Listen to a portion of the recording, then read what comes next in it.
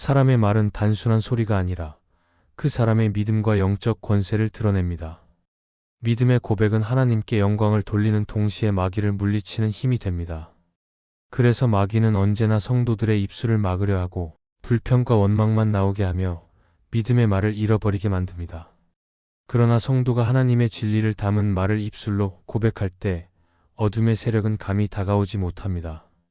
말에는 방향이 있고 믿음의 말은 하나님의 나라로 우리를 이끌어 갑니다. 그렇기에 우리는 어떤 말을 해야 하는지를 분명히 알아야 하고 마귀가 두려워하는 믿음의 고백을 잃지 말아야 합니다.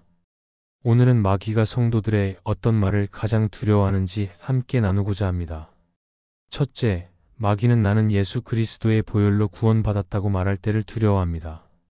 예수 그리스도의 보혈은 신앙의 중심이며 구원의 핵심입니다.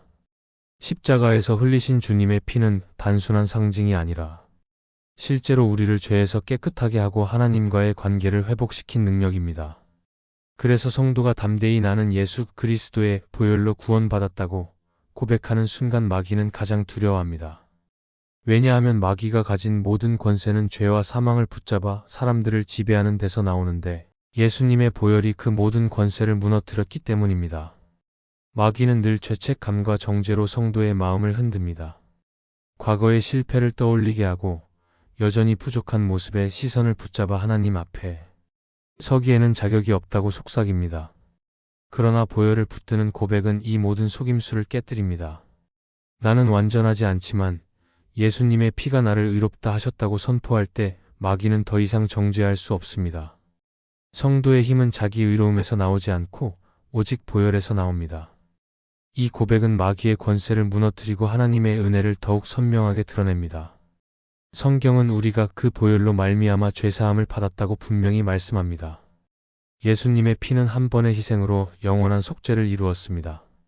마귀는 이 사실을 알기에 성도들이 보혈을 붙들지 못하도록 온 힘을 다해 방해합니다.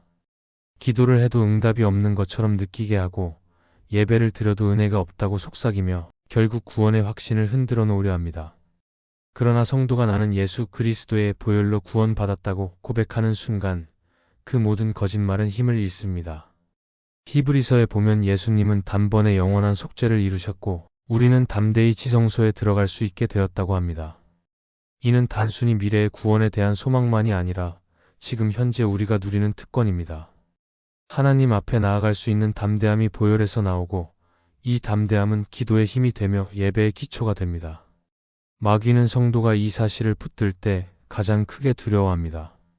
삶 속에서도 보혈의 고백은 강력한 힘을 발휘합니다. 죄책감에 짓눌려 다시는 일어설 수 없다고 생각될 때 나는 보혈로 용서받았다고 선포하면 마음이 자유로워집니다. 사탄이 계속해서 과거의 상처를 들추며 낙심시키려 할 때 보혈의 고백은 새로운 시작을 가능하게 합니다. 또한 마귀는 이 고백을 통해 성도의 믿음이 다시 세워지는 것을 감당할 수 없기 때문에 떠나갑니다. 우리가 신앙생활을 하며 가장 크게 지켜야 할 것은 이 보혈의 확신입니다. 예배의 자리에서, 기도의 자리에서, 그리고 일상 속에서 나는 예수 그리스도의 보혈로 구원받았다고 선포할 때 마귀는 더 이상 우리를 붙잡을 수 없습니다. 구원의 확신은 단순한 감정이 아니라 하나님의 약속에 근거한 사실이기 때문에 흔들리지 않습니다. 이 확신이 굳건할 때 성도는 어떤 상황 속에서도 무너지지 않고 담대히 나아갈 수 있습니다. 결국 마귀는 성도의 입술에서 보혈의 고백이 흘러나오는 것을 가장 두려워합니다. 보혈은 이미 승리를 확정지은 표징이기 때문입니다. 나는 예수 그리스도의 보혈로 구원받았다고 담대히 고백하십시오. 이 고백은 마귀를 물리치고 하나님 나라의 능력을 드러내는 가장 강력한 무기가 될 것입니다. 둘째, 마귀는 눈에 보이지 않아도 하나님이 나를 위해 일하신다고 말할 때를 두려워합니다. 사람은 눈에 보이는 것에 크게 영향을 받습니다. 그래서 상황이 좋지 않으면 마음이 쉽게 흔들리고 기도가 응답되지 않는 것처럼 보이면 하나님이 일하시지 않는다고 오해하기도 합니다. 그러나 믿음은 보이는 것이 아니라 보이지 않는 것을 확신하는 것입니다. 내가 눈에 보이지 않아도 하나님이 나를 위해 일하신다고 고백하는 순간 마귀는 가장 큰 두려움을 느낍니다. 왜냐하면 그 고백은 환경과 상황을 넘어 하나님의 신실하심에 의지하는 믿음의 표현이기 때문입니다. 마귀는 언제나 우리의 시선을 눈앞의 현실에 고정시키려 합니다. 일이 풀리지 않는 상황을 보게 만들고 기도의 응답이 더딘 시간을 강조하며 하나님이 침묵하신다고 속입니다. 그러나 성경은 하나님이 쉬지 않고 일하시는 분임을 분명히 말씀합니다. 요셉이 감옥에 갇혀 있을 때도, 모세가 광야에서 시간을 보낼 때도, 다윗이 도망 다니던 때도 하나님은 결코 쉬지 않고 일하고 계셨습니다. 눈에 보이지 않아도 하나님의 손길은 항상 이어지고 있었습니다. 이 사실을 고백하는 순간 마귀는 더 이상 우리의 마음을 흔들 수 없습니다. 믿음의 사람들은 모두 보이지 않는 하나님의 역사를 신뢰했습니다. 요셉은 억울하게 노예로 팔리고 감옥에 갇혔지만 결국 하나님께서 모든 과정을 사용해 애굽의 총리로 세우셨습니다. 그는 고난 속에서도 하나님이 일하신다는 사실을 놓치지 않았습니다. 마귀는 그의 삶을 절망으로 끌어내리려 했지만 요셉이 끝까지 붙든 믿음은 하나님의 계획을 드러내게 했습니다. 이처럼 눈에 보이지 않는 하나님의 일하심을 고백하는 믿음은 마귀를 두렵게 만듭니다. 우리의 일상에서도 이 고백은 중요합니다. 자녀를 위해 기도하지만 변화가 보이지 않을 때, 직장의 문제나 건강의 어려움이 여전히 해결되지 않을 때, 하나님은 여전히 일하고 계십니다. 내가 그것을 볼 수 없어도 하나님의 손길은 멈추지 않습니다. 이때 나는 눈에 보이지 않아도 하나님이 나를 위해 일하신다고 고백하는 것은 단순한 위로가 아니라 실제적인 믿음의 선포입니다. 마귀는 이 선포를 가장 견디기 힘들어합니다. 왜냐하면 성도가 상황이 아니라 하나님을 바라볼 때 그의 모든 속임수는 힘을 잃기 때문입니다. 마귀는 성도의 인내를 흔들어 포기하게 만듭니다. 그러나 보이지 않아도 하나님이 일하신다고 고백하는 순간 포기의 문은 닫히고 믿음의 길이 열립니다. 이 고백은 또한 성도의 마음에 평안을 줍니다. 결과가 아직 나타나지 않아도 하나님이 일하고 계심을 믿는 순간 불안은 사라지고 마음은 견고해집니다. 이 평안은 마귀가 빼앗을 수 없는 것이며 하나님만이 주실 수 있는 선물입니다. 또한 이 고백은 공동체를 세우는 힘이 됩니다. 내가 눈에 보이지 않아도 하나님이 일하신다고 말할 때 그것을 듣는 다른 이들도 소망을 얻습니다. 함께 기도하는 이들이 낙심하지 않고 다시 일어설 수 있는 힘을 얻습니다. 그래서 마귀는 이 고백이 입술에서 흘러나오는 것을 가장 두려워합니다. 한 사람의 믿음의 선포가 공동체 전체를 일으키기 때문입니다. 결국 눈에 보이지 않아도 하나님이 나를 위해 일하신다고 말하는 것은 단순한 고백이 아니라 영적 선포입니다. 이 고백은 마귀가 심어놓은 의심과 불신을 깨뜨리고 하나님을 향한 신뢰를 세우는 힘이 있습니다. 그러므로 어떤 상황 속에서도 입술로 이 고백을 멈추지 말아야 합니다. 마귀는 이 고백을 가장 두려워하며 하나님은 그 믿음을 기뻐하시고 반드시 역사하십니다. 셋째, 마귀는 나는 끝까지 믿음을 지킬 것이라고 고백할 때를 두려워합니다. 신앙의 길은 단순히 시작하는데 그치지 않고 끝까지 걸어가는 것이 중요합니다. 처음에는 누구나 열심을 내고 뜨겁게 주님을 따르지만 시간이 흐르면서 시련과 유혹이 다가오면 쉽게 흔들리고 낙심하기도 합니다. 그러나 끝까지 믿음을 지키겠다는 고백은 마귀에게 가장 큰 두려움이 됩니다.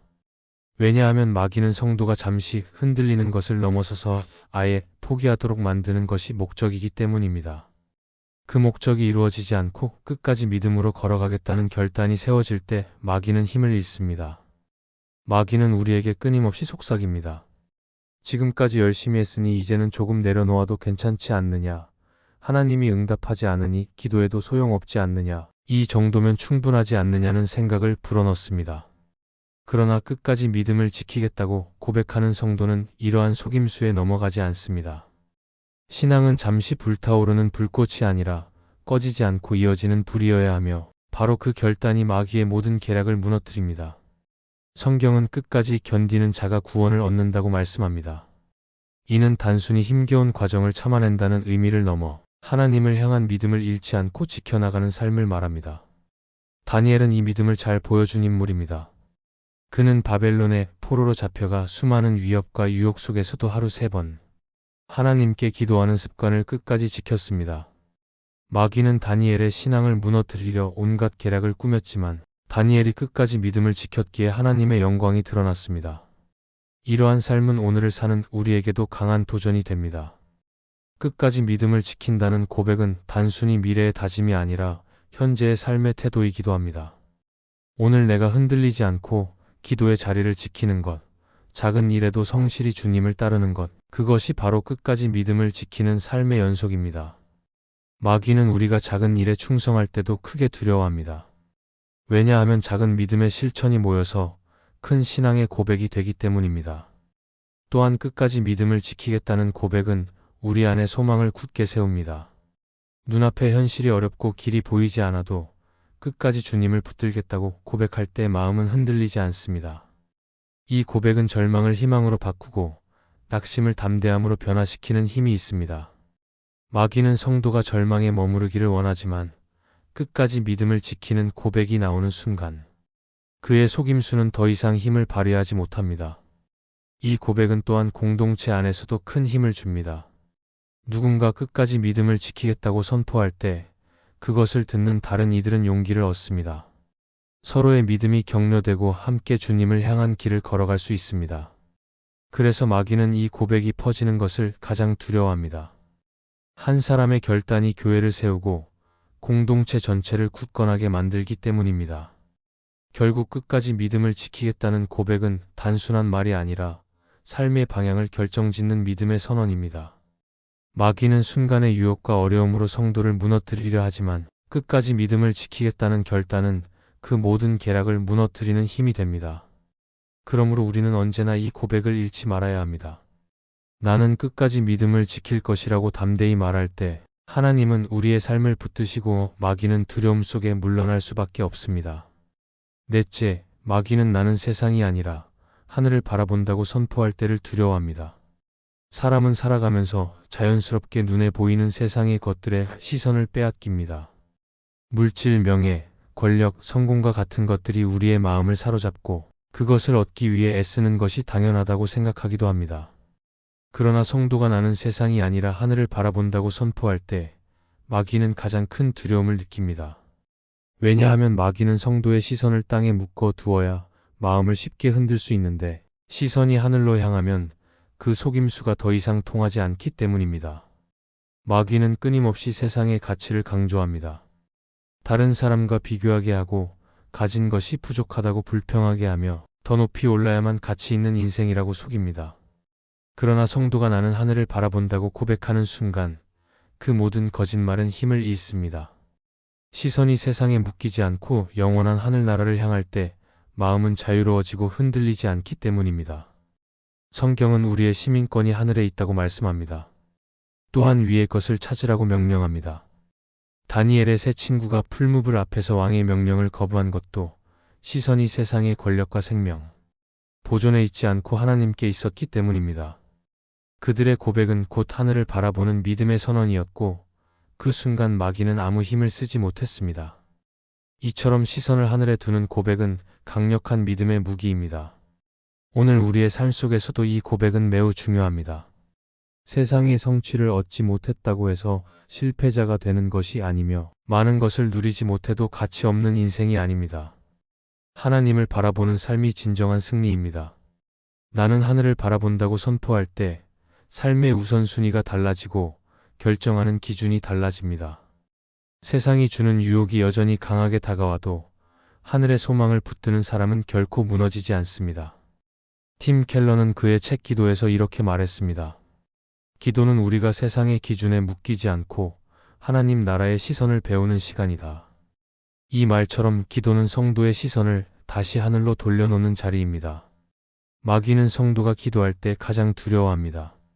왜냐하면 기도 속에서 세상의 가치가 힘을 잃고 하늘의 소망이 다시 선명해지기 때문입니다.